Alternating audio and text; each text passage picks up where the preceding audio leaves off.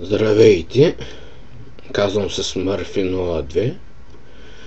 Смятам да направя урок от 3 части на тема как се прави видеоурок под Linux.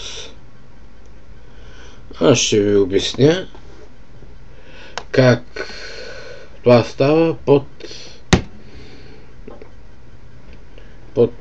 Ubuntu.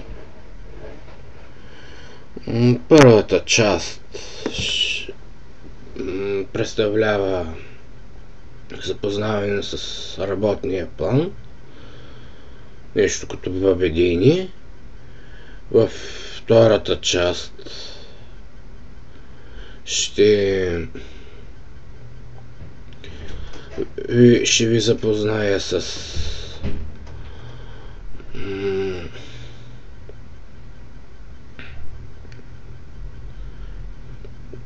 програмите, които ползвам. А в третата ще ви покажа как се качва в YouTube и как може да се обработи един видеоклип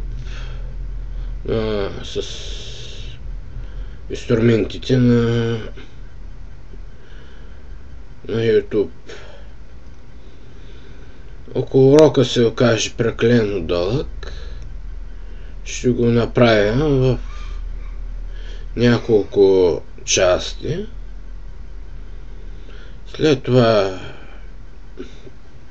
ще ви покажа как се инсталира Apache, MySQL и PHP-MyAdmin.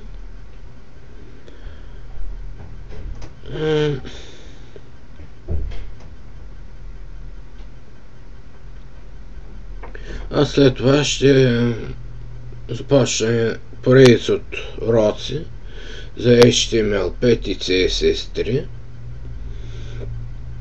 Възможно е, но не съм сигурен дали ще стане, да ви запозная как да правим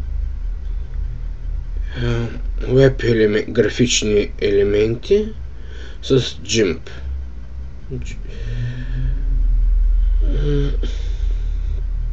Това е за тази част. Благодаря за вашето внимание. Заповядайте в втора част.